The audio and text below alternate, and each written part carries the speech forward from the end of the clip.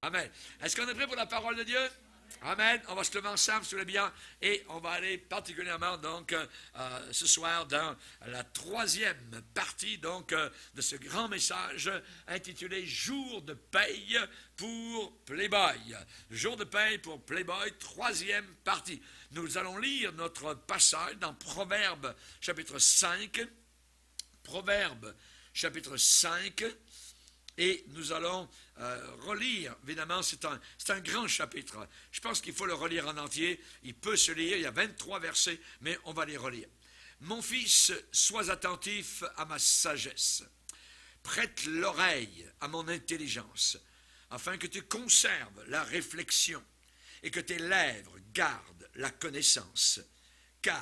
Parce que les lèvres de l'étrangère distillent le miel, et son palais est plus doux que l'huile, mais à la fin, elle est amère, comme l'absinthe. C'est-à-dire que le miel s'est changé en fiel.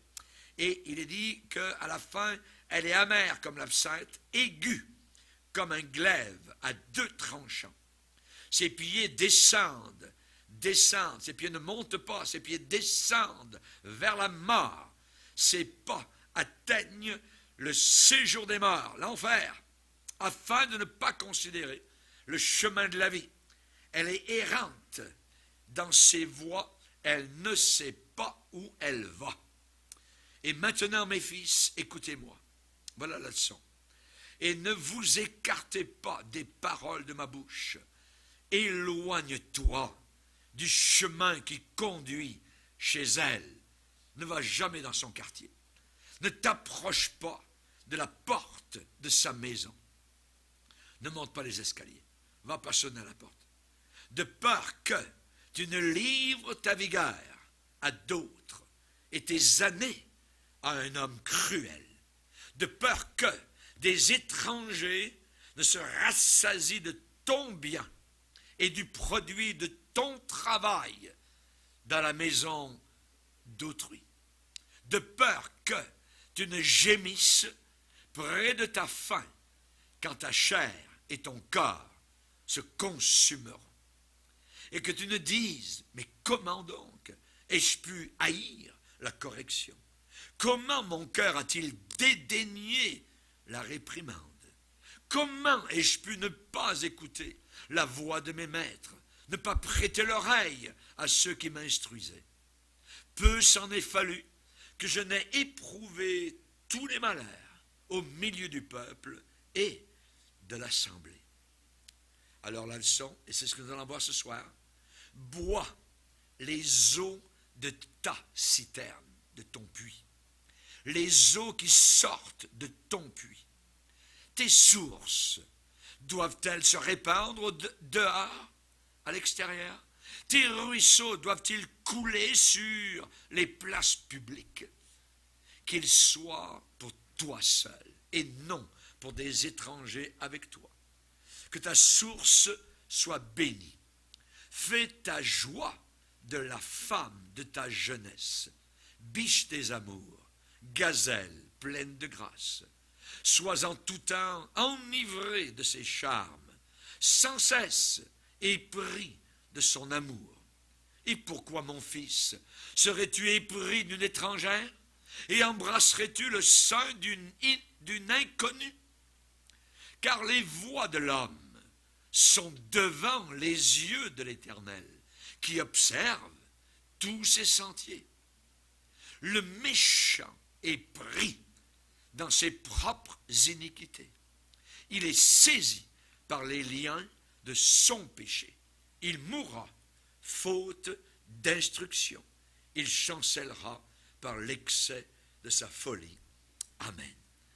Père, nous voulons te bénir. Te demandons, Seigneur, de mettre en nous le plomb de l'intelligence. Nous te demandons que nous puissions comprendre, réaliser, Seigneur, que nous sommes parvenus à une génération impure, une génération conduite par les démons de l'enfer, une génération qui ne veut pas entendre la voix de la pureté, la voix de la vérité, de l'honnêteté et de la fidélité. Nous te demandons, Seigneur, que nous puissions être trouvés fidèles, que nous puissions être trouvés propres, purs, que nous puissions, Seigneur Jésus, te servir dans la joie de nos cœurs, nous des pécheurs, sauvés, pardonnés, libérés par ton sang. Aide-nous pendant le temps qui nous reste à vivre ici-bas sur terre, à marcher dans la crainte qui était due, dans le nom puissant de ton Fils Jésus, mort et enterré et ressuscité actuellement, siégeant à ta droite dans les cieux et bientôt revenant sur les nuages du ciel au-dessus de la planète Terre. Nous te demandons cela dans le nom merveilleux de Jésus, notre Dieu et notre Sauveur. Amen. Et tout le peuple dit Amen. Gloire à Dieu. On peut s'asseoir, frères et sœurs, chers amis. Alléluia. Gloire à Dieu. Jour de paye pour Playboy. Nous avons vu particulièrement dans Proverbe 5, évidemment, donc, que la Bible nous demande de fuir l'impudicité, de fuir la fornication sexuelle, et le Seigneur de répéter par ses paroles, parmi les 10 paroles qu'il a données au mont du Sinaï, au milieu du feu, cette parole, tu ne commettras pas d'adultère. Donc, c'est très important. Maintenant, ce qu'on peut dire, c'est que Dieu n'essaye pas de nous enlever la sexualité, pas du tout. Il essaye au contraire de garder le sexe pour nous. C'est un cadeau. Et au travers de Proverbes, chapitre 5, il y a 5 éléments que nous sommes en train de voir. La réflexion que nous devons avoir par rapport, évidemment, donc, à cette chose appelée sexualité et avoir du discernement. La deuxième chose qu'on a déjà vue, la séduction à éviter. Troisièmement, la distance à garder. Quatrièmement, les dommages, les conséquences qu'on peut souffrir. Et nous allons voir ce soir le design que nous devons suivre, le modèle que la Bible nous demande donc de suivre. Et cela est très important.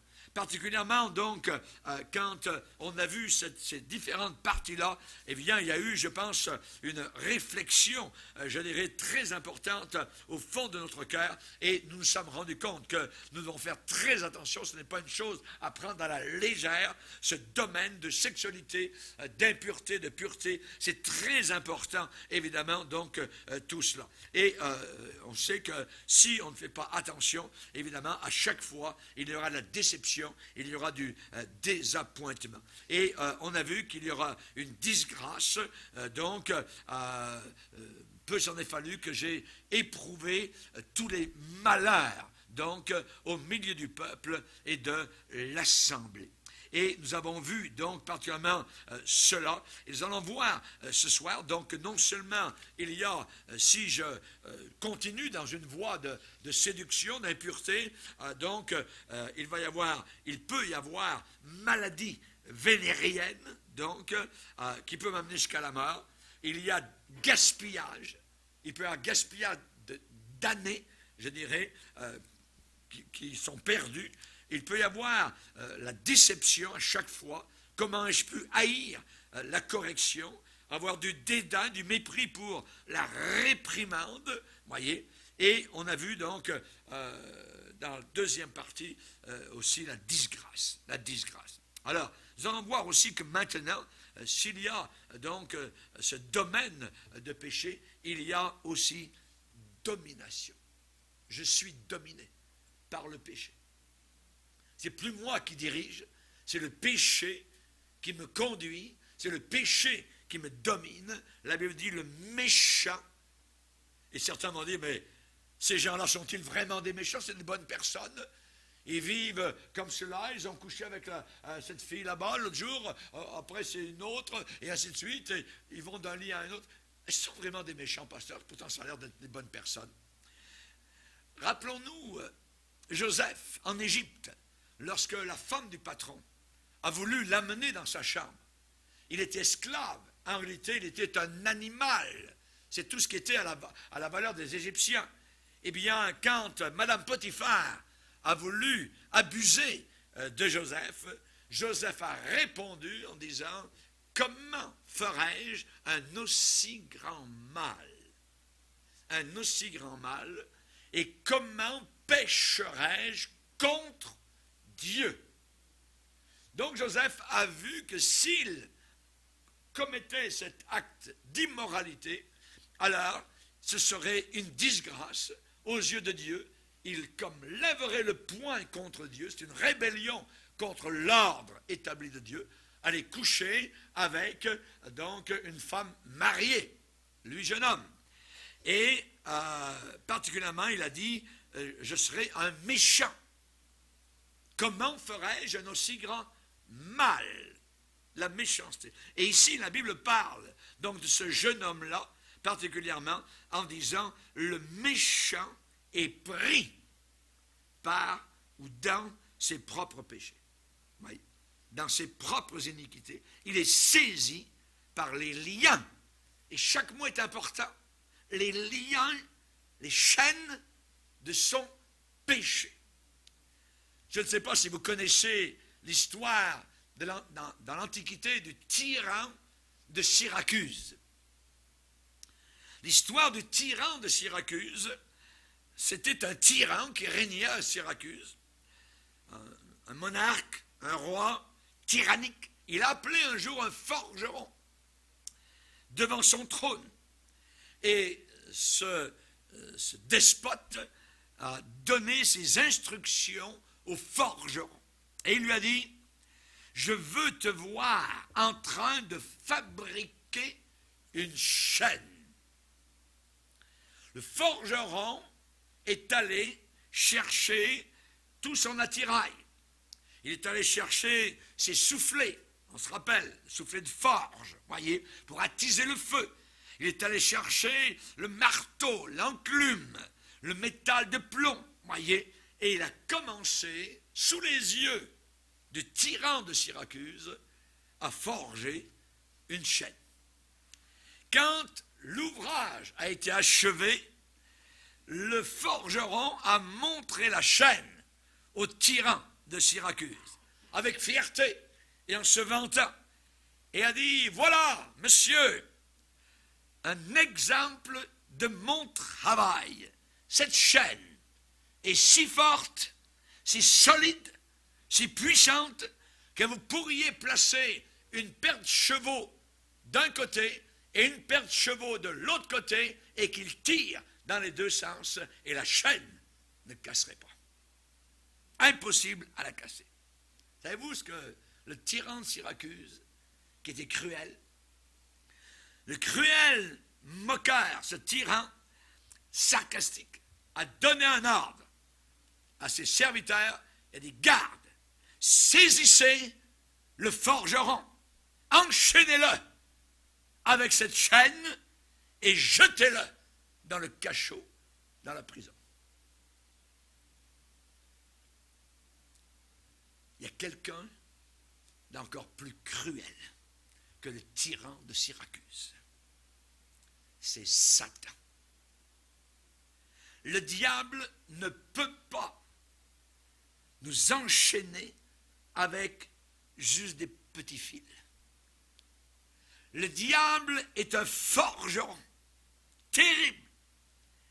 Et il est capable de nous enchaîner avec des chaînes de fer froid, glacial, que nous avons nous-mêmes forgées. Que nous sommes nous-mêmes forgés. Le tyran de l'enfer nous regarde en train de forger nous-mêmes nos chaînes. Il y avait un jeune homme qui était très bien. Et il venait d'une des meilleures familles. Un jour, il a épousé une belle jeune fille. Mais, d'une certaine manière, d'une certaine façon, il s'est amouraché d'une jeune femme avec qui il travaillait. Une chose en a entraîné une autre, et finalement, ils ont fini par vivre dans l'adultère et dans le péché. Le pasteur a fait venir le jeune homme dans le bureau pour lui parler. ils s'assirent tous les deux, le pasteur et le jeune homme, dans le bureau. Le pasteur a ouvert la Bible, a lu quelques passages au jeune homme. Crois-tu que la Bible, c'est la parole de Dieu? Oui, pasteur. Crois-tu que Dieu t'aime? Oui, pasteur. Crois-tu que les lois de Dieu sont pour ton bien-être et ton bonheur? Oui, pasteur. Crois-tu que Dieu va te pardonner si tu te repens? Oui, pasteur. Es-tu prêt à délaisser, à repousser la situation dans laquelle tu te trouves pour te repentir et placer toute cette situation sous le sang de Jésus-Christ? Oui, pasteur. Veux-tu maintenant te mettre à genoux avec moi? Oui, pasteur. Veux-tu maintenant demander à Dieu de te purifier, de te donner un nouveau départ? Ils l'ont fait. Le pasteur a dit, merci Jésus. Merci Seigneur. Tous les deux étaient sur leurs genoux. Le pasteur a pleuré et a prié. Le jeune homme a pleuré et a prié. Le pasteur s'est relevé ainsi que le jeune homme et lui a dit, maintenant que tu as demandé à Dieu de te pardonner et de rebâtir ton foyer, es-tu prêt à aller vers ton épouse et lui demander pardon? Es-tu prêt à aller vers ton épouse pour qu'elle te pardonne? Veux-tu que tes enfants aient véritablement un papa chrétien? Quelqu'un vers qui ils pourront toujours regarder comme exemple? Oui, pasteur. Je suis prêt. Merci, pasteur, de m'avoir aidé. Le jeune homme est sorti du bureau avec un grand sourire sur le visage. Le pasteur a prié dans son cœur, merci Jésus, une autre victoire de gagner. 3 ou 4 semaines plus tard, ce jeune homme était de nouveau avec l'autre femme. Dans le péché, dans la boue, dans la disgrâce, dans le brisement de cœur. Maintenant, ce foyer est irrévocablement brisé. Le cœur du pasteur est brisé. Ce jeune homme était sincère, mais il ne comprenait pas la ténacité, la force de ce péché. Il y a des gens qui parlent aujourd'hui d'amour libre. Ces gens-là ne sont pas libres. Ils sont esclaves de la convoitise. Jésus aurait pu libérer ce jeune homme, mais il n'a pas suivi ce que le pasteur lui avait dit. Il n'a pas suivi cela. Ça aurait marché s'il l'avait fait. Jésus a enseigné quelque chose et il a dit, quand il dit en vérité, 2 fois, c'est quelque chose de très, très important qui va suivre. Et il dit, le Seigneur, en vérité, je vous le dis, quiconque se livre, s'abandonne au péché, est esclave du péché. La chaîne, elle est terrible.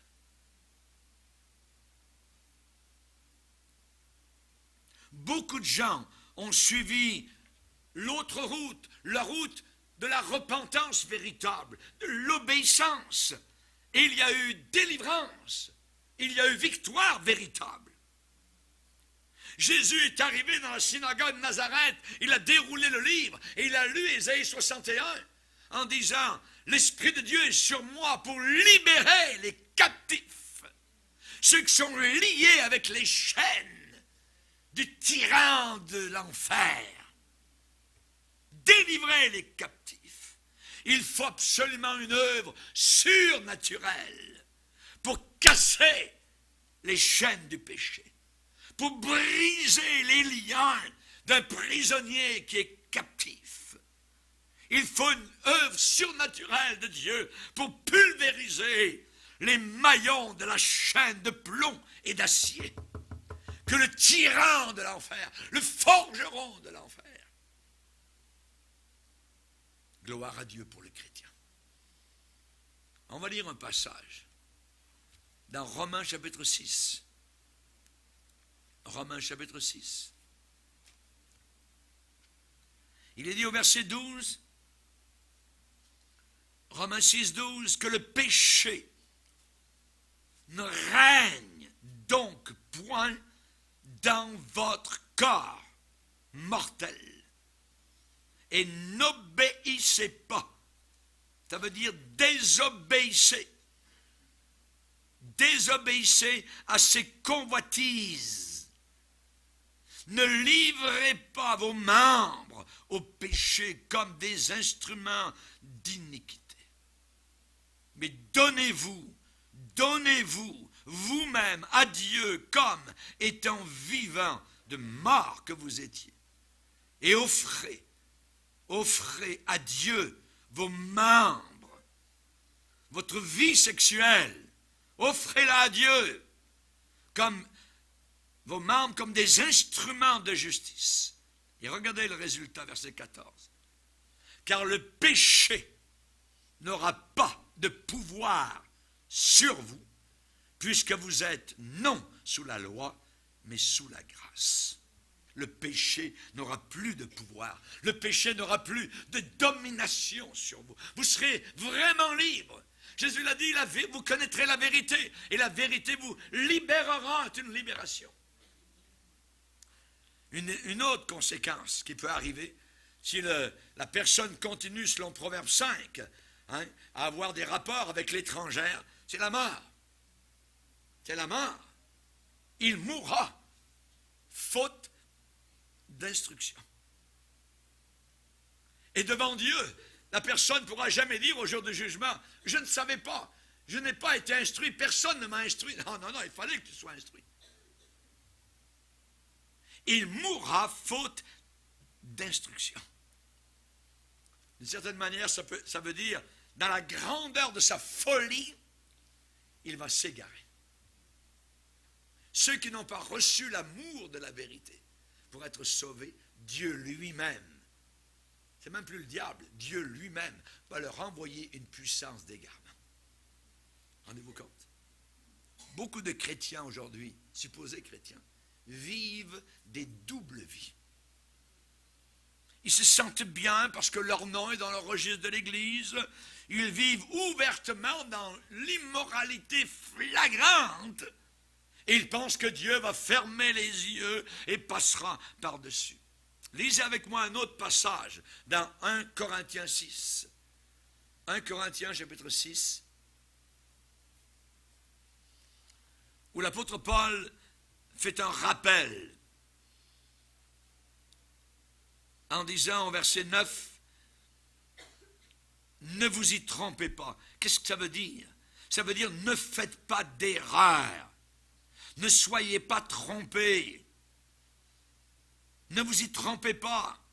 Ni les impudiques, on parle de fornicateurs, les playboys, ni les idolâtres, ni les adultères, ni les efféminés, ni les infâmes, ni les voleurs, ni ceux qui aiment l'argent, les cupides, ni les ivrognes.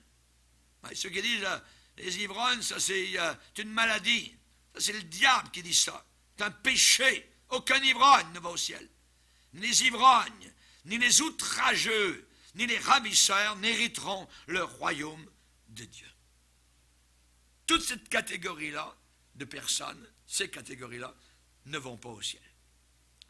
Si une personne est non repentante et que la personne vit ce genre de vie, la Bible dit que vous êtes perdu, vous allez en enfer. Vous allez en enfer directement. Jésus n'est pas mort pour vous sauver de l'enfer seulement, mais du péché. Parce que c'est le péché qui conduit à l'enfer. Être sauvé de l'enfer, c'est simplement le résultat d'avoir été sauvé du péché. Le péché, ce n'est pas une petite affaire. C'est la raison pour laquelle ce monde qui est diabolisé ne veut plus entendre parler de péché. Le diable les a eus. Si quelqu'un fait, je dirais, ces choses mauvaises, il peut cependant être sauvé. La Bible dit, c'est là, verset 11, en continuant, dans 1 Corinthiens 6, verset 11, c'est là ce que vous étiez, quelques-uns de vous. Mais, et j'aime ce mais, vous avez été lavés, mais vous avez été sanctifiés, mais vous avez été justifiés au nom du Seigneur Jésus-Christ par l'Esprit de notre Dieu. Alléluia. Gloire au Seigneur. Lavé, justifié, sanctifié. C'est ce que vous étiez, quelques-uns de vous, mais vous avez été sauvés. Alléluia. Gloire au Seigneur. Il n'y a aucun péché que Dieu ne puisse pas pardonner, à moins que la personne ait traversé le deadline, la frontière. Et ça, nous ne le savons jamais.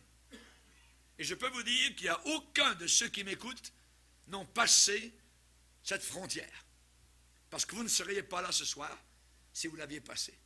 Quelqu'un qui a passé la frontière, c'est-à-dire qui a péché contre le Saint-Esprit, le seul péché qui ne sera pas pardonné, il ne veut même pas écouter une minute la parole de Dieu. Il ne veut rien savoir des Saintes Écritures. Donc, chers amis, quelqu'un peut, nous ne savons pas qui. Il y a des gens qui sont allés très loin dans le péché et un jour sont revenus. Tiens, ça veut dire qu'ils n'avaient pas péché contre le Saint-Esprit. Mais il y en a qui sont allés très loin et ne reviendront jamais. Et ça, c'est le péché qui ne sera pas pardonné.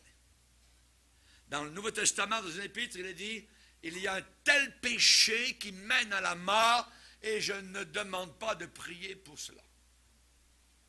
Ça ne sert absolument à rien de prier pour cela. Donc, j'aimerais vous rappeler qu'il n'y a pas une seule tâche, il n'y a pas un seul vice, déshonneur, honte, que le Seigneur ne puisse pas pardonner. Il est dit, le sang de Jésus-Christ, son Fils, nous purifie de tout péché. T-O-U-T. Alléluia. Gloire à Dieu. C'est ça le salut. Gloire à Dieu. C'est là la différence entre le fils prodigue qui revient et le frère aîné qui est resté à la maison et qui ne veut pas rentrer à la maison quand il entend la joie de la fête à l'intérieur. Ça, c'est la loi, c'est la justice. Moi, père, tu n'as jamais fait de fête pour moi, tout ça. Puis ton fils qui revient des prostituées, qui a pris ton héritage, qui l'a dilapidé, tout ça. Quand il revient, tu fais la fête. Oui, c'est ça le salut. Parce que Christ a tout payé à la croix. C'est ça le salut. Ce n'est pas une histoire d'œuvre, c'est une histoire de foi dans quelqu'un d'autre. Alléluia. Si c'est par les œuvres que nous sommes justifiés, Christ est donc mort en vain. Pour rien. Mais il n'est pas mort pour rien. Il est mort pour moi, pécheur. Il est mort pour toi, pécheur, pécheresse. Alléluia. Gloire à Dieu. Le sang, S-A-N-G, le sang rouge de Christ qui a coulé de son cœur, nous purifie de tout péché. Peut-il me pardonner, moi si grand pécheur? On connaît le cantique, c'est à peu près ça les paroles. Oui, exactement. Il rend propre, il rend pur, il rend clean, le plus sale des pécheurs, le plus vil des pécheurs. Condition, si nous confessons nos péchés. Si nous confessons nos péchés. Amen. Les avouer, les reconnaître. Oui, j'ai péché. Oui, je suis un pécheur. Et ça demande de piler littéralement sur notre orgueil. Et on vient à quel endroit? On vient à un endroit qui s'appelle Calvaire, Golgotha, la croix du milieu. N'allez pas vers la croix de l'un ou de l'autre, ils ne sauvent pas. Ils sont des pécheurs comme vous. Il y en a une seule. Pourquoi? Parce que l'homme du milieu était sans aucun péché. Il peut me sauver. Alléluia. Un autre pécheur ne peut pas me sauver. Mais Jésus, il est mon sauveur. Si nous confessons nos péchés, si nous avouons et reconnaissons et délaissons, amen, si nous confessons notre péché, il est fidèle et il est juste pour nous purifier, nous laver de toute iniquité. Merci Jésus. Comment cela peut-il se faire? Alléluia. Comment une vache noire mangeant de l'herbe verte produit du lait blanc? Comment un homme noir de péché, venant sous le sang rouge de Jésus-Christ, devient blanc lumineux? C'est un miracle.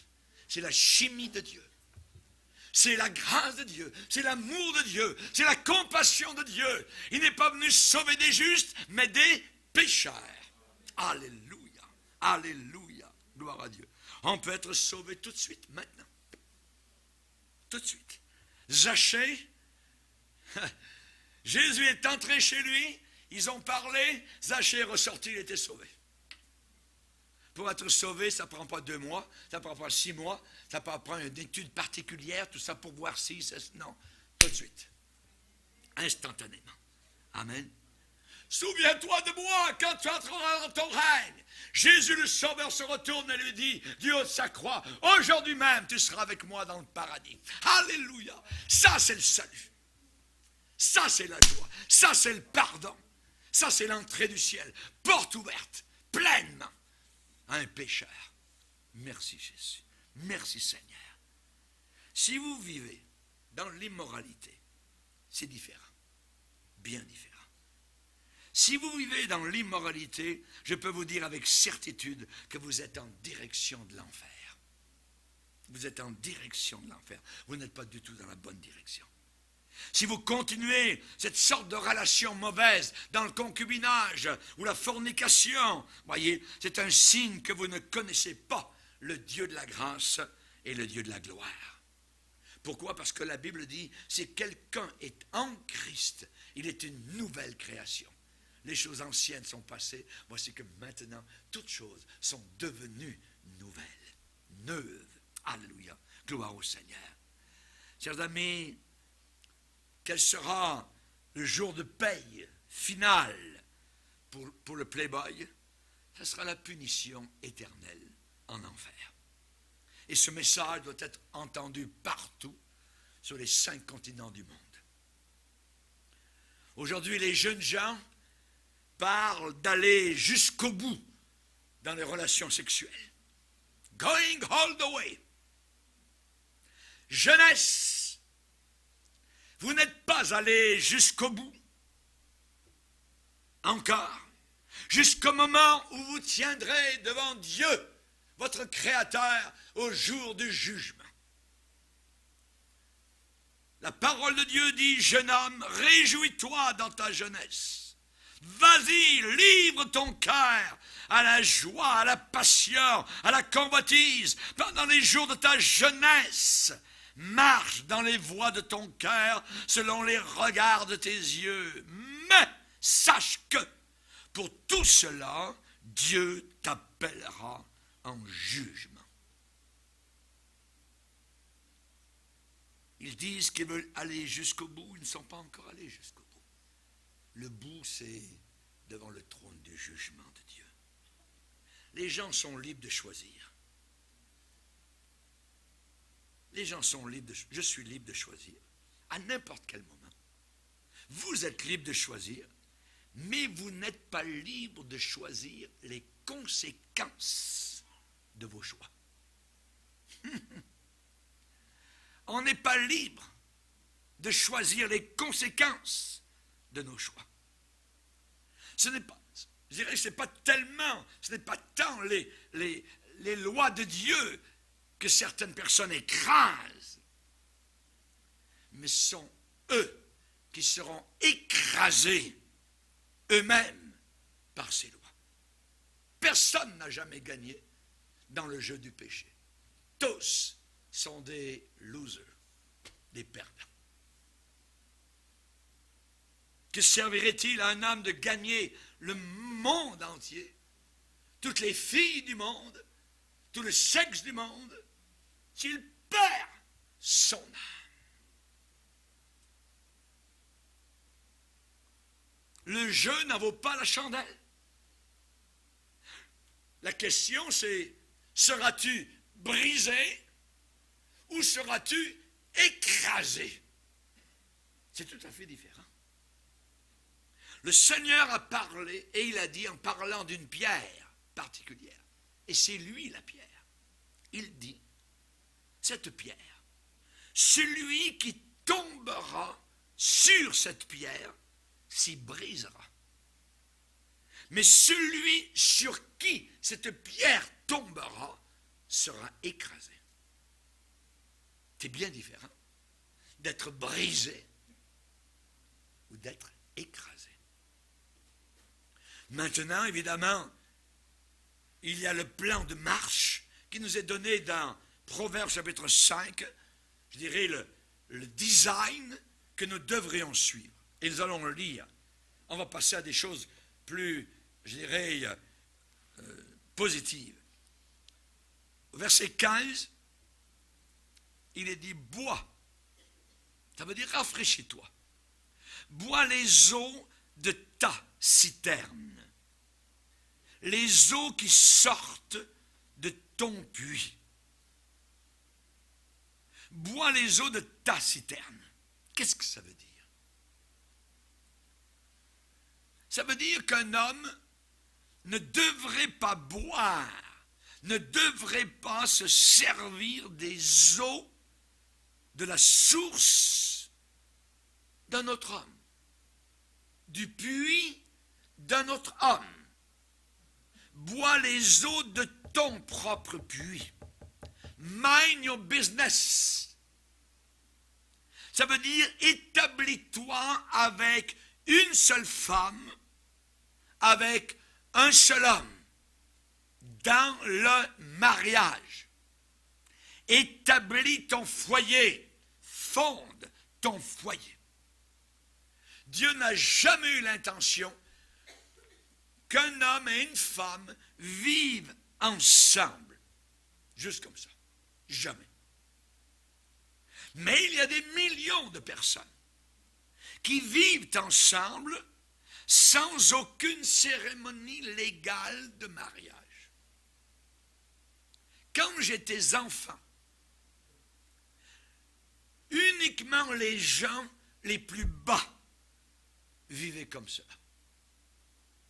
C'était la bassesse à cette époque. Maintenant, c'est une épidémie. Ça veut dire que toute la société est tombée très basse. C'est une rage. Il y a une femme insensée qui a déclaré « Je ne veux pas me marier parce que j'ai peur de divorcer ». C'est ridicule, totalement ridicule, une pensée semblable. Le plan de Dieu, c'est un seul homme, une seule femme, un seul amour pour toute une vie. C'est là le plan de Dieu. Ça veut dire établis-toi avec une seule épouse, une seule femme, et sois lui fidèle. Ça veut dire pose ton pied avec un seul mari et sois lui fidèle. C'est pourquoi l'homme quittera son père et sa mère, s'attachera à sa femme. Sa femme. En corps, en esprit et en âme. Dieu n'a jamais eu l'intention du divorce. Jamais. Mais à cause de la dureté du cœur des hommes, il y a des divorces. Le Seigneur lui-même le déclare, et il va dire particulièrement dans Malachie au chapitre 2, je hais le divorce. Verset 16. Je hais la répudiation, dit l'Éternel, le Dieu d'Israël, et celui qui couvre de violence son vêtement, dit l'Éternel des armées. Prenez donc garde en votre esprit et ne soyez pas infidèles.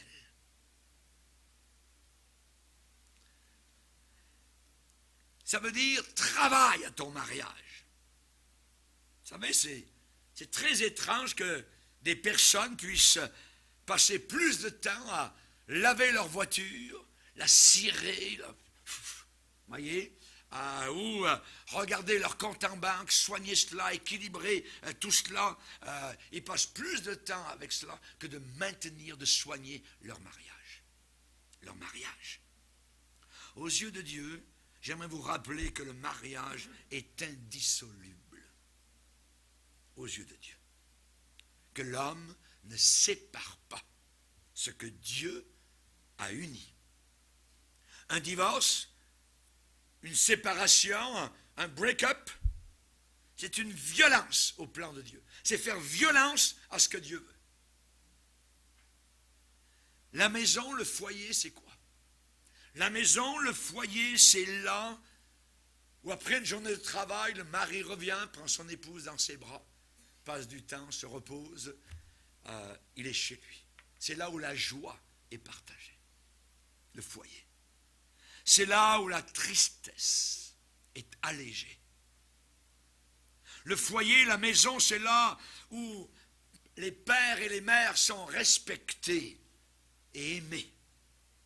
Le foyer, c'est là où les enfants sont voulus et désirés. La maison, le foyer, c'est là où la nourriture la plus simple est appréciée parce qu'elle a été gagnée.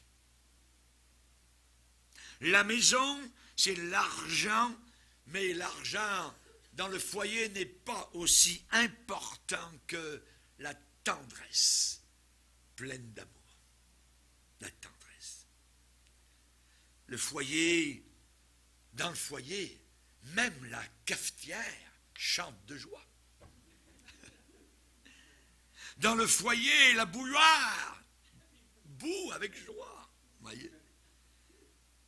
Les œufs dans la poêle le matin sautent de joie. C'est le foyer. C'est quelque chose de merveilleux. C'est l'intention de Dieu. C'est ce que Dieu a désiré. Un conjoint plein d'amour, c'est précieux. Ça vaut des millions. Un conjoint, une conjointe pleine d'amour. Il est dit dans la Bible, Proverbe 5, verset 18, que ta fontaine soit bénie. Que ta fontaine soit bénie. Réjouis-toi de la femme de ta jeunesse. Réjouis-toi de la femme de ta jeunesse. La philosophie Playboy amène une notion toute tordue, totalement fausse, c'est que Dieu est contre le sexe. C'est pas vrai.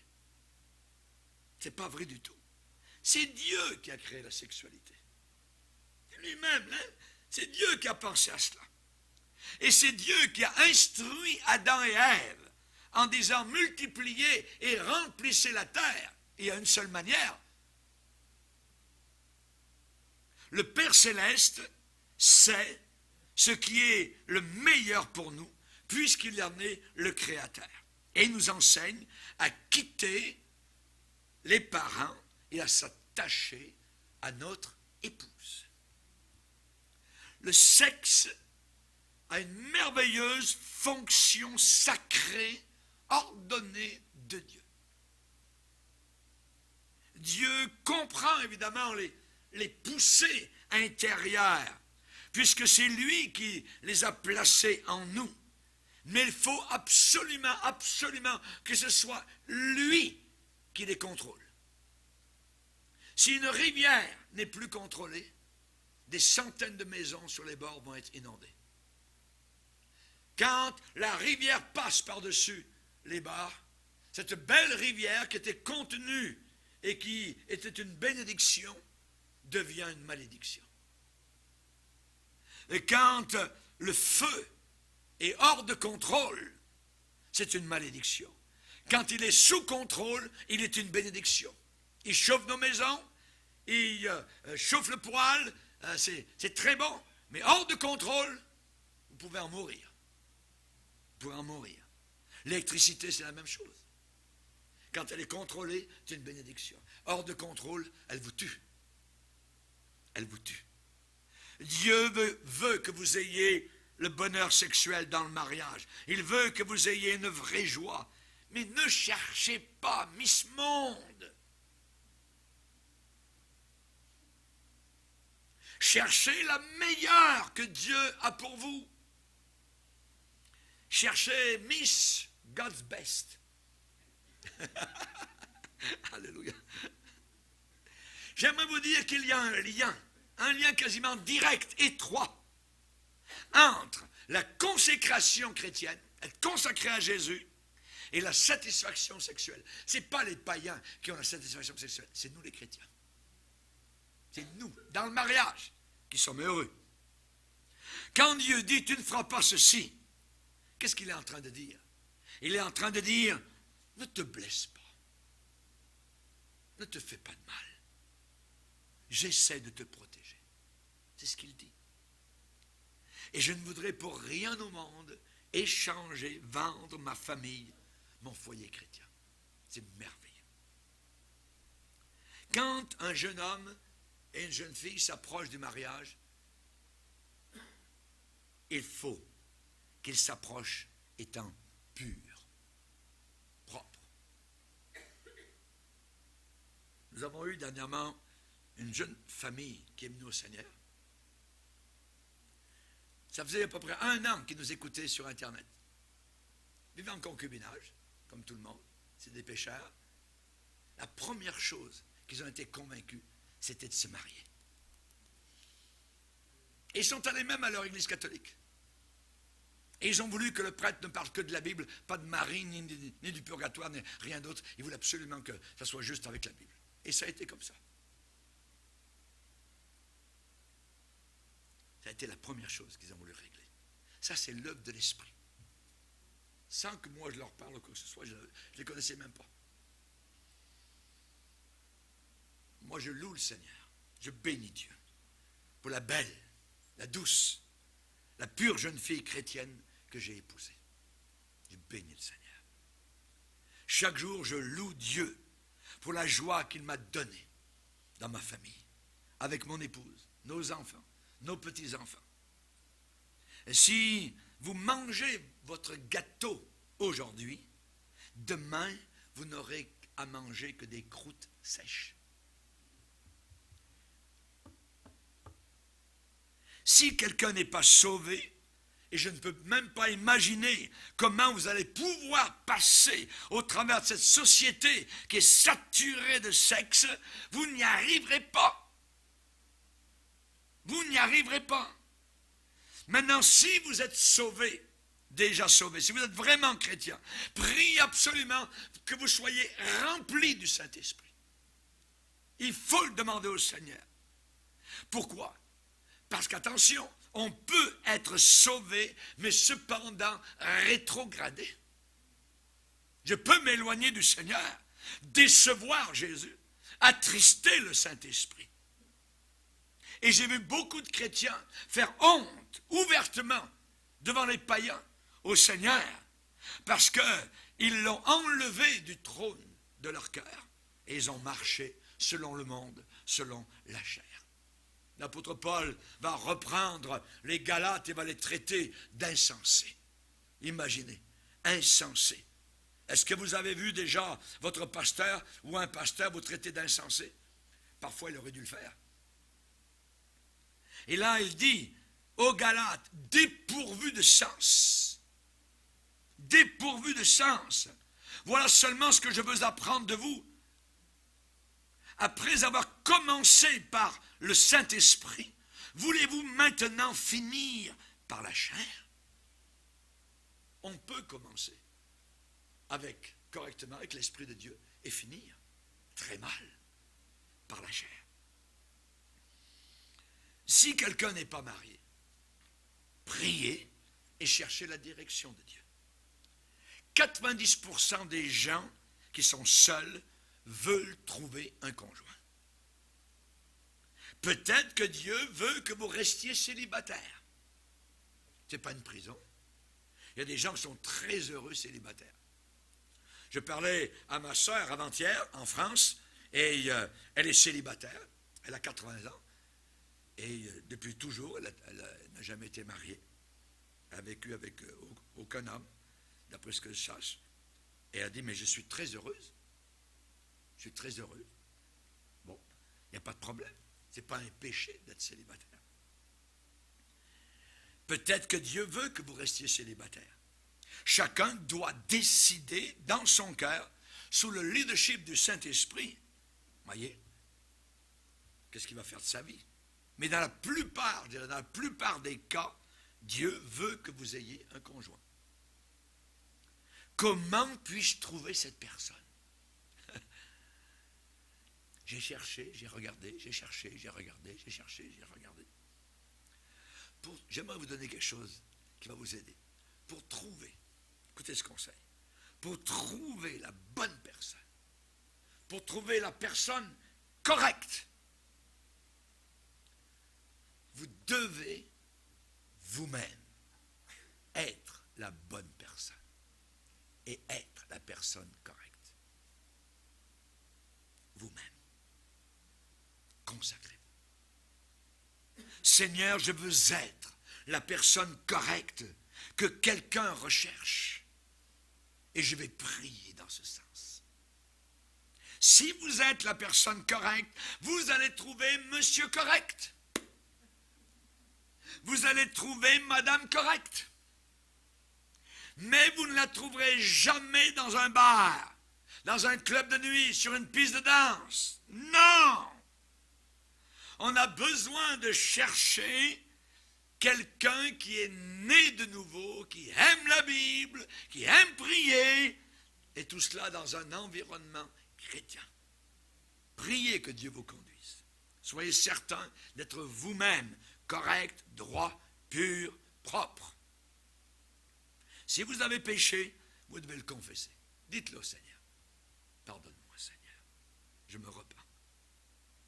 Et si vous êtes divorcé et remarié, alors prenez ce que vous avez et donnez-le à Jésus. Marchez dans l'état où vous êtes. Vous ne pouvez pas débrouiller des œufs qui ont été embrouillés. Scrambled eggs. J'ai 2 œufs. J'en casse un, touc, on le met dans le bol. J'ai l'autre, on le casse. Maintenant, quelqu'un arrive en disant, est-ce que vous pourriez remettre les œufs dans les coques? Impossible. Impossible. Vivez avec ce qui est dans le bol et avec la grâce de Dieu. Amen. Placez cela sous le sang de Jésus. Commencez maintenant à bâtir votre foyer chrétien. Jésus va purifier. Il va pardonner. Au milieu de cette société playboy, Dieu a un merveilleux plan pour chacun de nous. Et je prie que vous ne le laissiez pas passer. Notre Dieu est un Dieu qui nous aime. On ne vit pas des situations idéales ou parfaites, mais l'important, c'est ce qu'il y a dans votre cœur maintenant. Si Jésus est là, et si vous êtes marié ou remarié, vivez avec ce que vous avez et placez tout cela devant le Seigneur. Et soyez fidèles, l'un à l'autre. Amen. Levons-nous ensemble.